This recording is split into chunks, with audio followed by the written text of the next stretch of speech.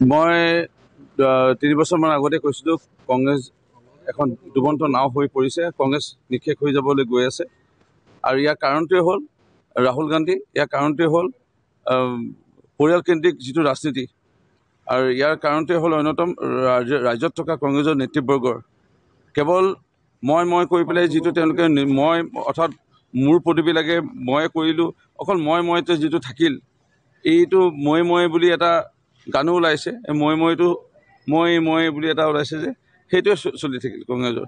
আৰু সেইটো কাৰণে কংগ্ৰেছ আজি খতম হ'বলৈ গৈ আছে। এইটো কংগ্ৰেছৰ আজি ইমান দিনৰ তেওঁলোকৰ চৰকাৰ চলোৱাৰ সুবিধা পাইছিল দেশৰ লগতে ৰাজ্যখনত, বহুত তেওঁলোকে আজি কাম কৰিব পাৰিলেহেঁতেন, কিন্তু নকৰিলে বা ৰাইজক ঠগবাজ ৰাজনীতি কৰি পেলাই তেওঁলোকে মানে ৰাইজক আভুৱা হৈ থাকিল বা ৰাইজক পিছুৱাই ৰাখিছিল। আৰু এটা ৰাজনীতি কংগ্ৰেছে খুব ভালকৈ খেলিব জানিছিল, সেই ভয় ভাবুকি ৰাজনীতি, যে আমুক আহিলে আমুক কৰিব, একদম বাঘে ধৰিব বা একদম শিয়ালে টানি লৈ যাব, এই যিটো সাধুকথাৰ দৰে এটা ৰাজনীতি, এইবোৰ কৰি পেলাই তেওঁলোকে ৰাইজক ভুল পথে পৰিচালিত কৰিছিল। ৰাইজ আজি বুজি উঠিছিলে বা যে প্ৰকৃত অৰ্থত দেশৰ প্ৰধানমন্ত্ৰী নৰেন্দ্ৰ মোদীৰ নেতৃত্বত আজি উন্নয়ন হৈছে। অসমৰ মাননীয় মুখ্যমন্ত্ৰী ডক্টৰ হিমন্ত বিশ্ব শৰ্মা ডাঙৰীয়াৰ নেতৃত্বত আমি নোপোৱা কিবা এটা আমি পাবলৈ এতিয়া গৈ আছোঁ। আৰু চৰকাৰ এখনে ইচ্ছা যদি কৰে অসম্ভৱটো সম্ভৱ মানে হ'ব পাৰে। এইটো আমাৰ বিজেপি কেন্দ্ৰীয় ৰাজ্য চৰকাৰে প্ৰমাণ কৰি দেখুওৱাৰ পিছত ইতিমধ্যে ৰাইজে প্ৰতিপন্ন হৈছে, আৰু যাৰ কাৰণে ভাৰতীয় জনতা পাৰ্টীৰ বা মিত্ৰজোঁটৰ পক্ষত আজি ভোটদান কৰিছে। চাওক, আমি বহুত ভোটত আমি জয় হ'ব লাগিছিল, কিন্তু আমি এটা বৃহৎ পৰিমাণত হ'লেও ভোটত আমি জয় হ'ম। ইয়াত আমি অকণমান ভোট কমাৰ কাৰণ অন্য একো নাই। ইয়াত এছাম ইণ্টেলেকচুৱেল বুলি ক'ব পাৰি, ইণ্টেলেকচুৱেল বা বেছি জ্ঞানী মানুহে বিভিন্ন ধৰণৰ এটা অপপ্ৰচাৰ কৰিব চেষ্টা কৰিল। আৰু গৌৰৱ গগৈ হৈ তেওঁলোকে ভিতৰুৱাকৈ এটা প্ৰচাৰ কৰিব চেষ্টা কৰিছিল, সেইটো অপচেষ্টা। তেওঁলোকে জানিব লাগে দেশৰ প্ৰধানমন্ত্ৰী নৰেন্দ্ৰ মোদী ডাঙৰীয়া 400তকৈ অধিক আসন লৈ পেলাই তৃতীয়বাৰৰ বাবে প্ৰধানমন্ত্ৰী হ'বলৈ গৈ আছে। অসমত ইয়াত দক্ষ মুখ্যমন্ত্ৰী ডক্টৰ হিমন্ত বিশ্ব শৰ্মা ডাঙৰীয়াই গুলি নুফুটা, বম নুফুটা, ধৰ্ণা প্ৰতিবাদ আজি 3 বছৰেই হ'ল। ধৰ্ণা প্ৰতিবাদ, পুলিচৰ গুলিত উগ্ৰপন্থী গুলিত পুলিচ নিহত, একেবাৰে নোহোৱা হৈ পৰিছিলে এই অসমখনত। এনে এটা কেতিয়াও দৃশ্য আমি ভাৰতৰ স্বাধীনতা হোৱাৰ পিছৰ পৰা বা 40 বৰ্ষ ধৰি আমি দেখা নাছিলোঁ। এনে এটা পৰিৱেশত যেতিয়া শান্তি আহিল, ইয়াত ক্ৰমান্বয়ভাৱে উন্নয়ন হৈছে।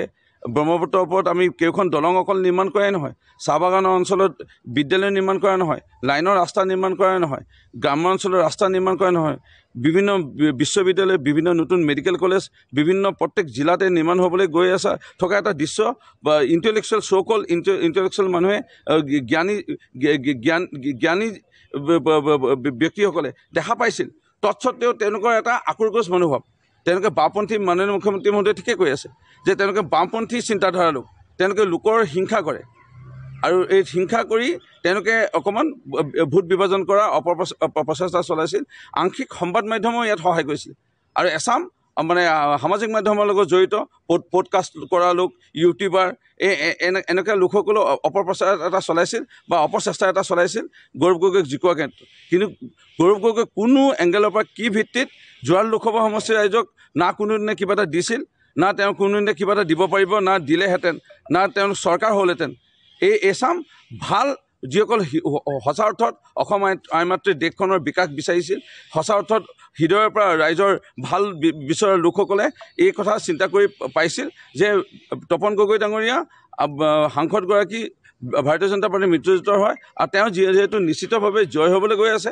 আৰু জয় হোৱা আমি ভোটটো আমি এনেই আমাৰ বহুমূলীয়া ভোটটো আমি বেলেগলৈ নিদিওঁ, আমাৰ অপচয় নকৰোঁ। এই কথা চিন্তা কৰি আমাৰ বৃহৎ সংখ্যক লোকে আমাক সমৰ্থন জনালে। কিন্তু চ' কল ইণ্টেলেকচুৱেল লোকে কেলে কৰি আছিল আগৰ পৰা তেওঁলোকে কৰে, এইবাৰো তেওঁলোকে এটা চেষ্টা চলাইছিল। চ' কল ইণ্টেলেকচুৱেল মানে জ্ঞানী, যিসকল বেছি জ্ঞানী লোকসকলে তেওঁলোকে অকণমান অপপ্ৰচাৰ এটা চলাইছিল গৌৰৱ গগৈৰ সমৰ্থনত, কিন্তু সাফল্য নহ'ল।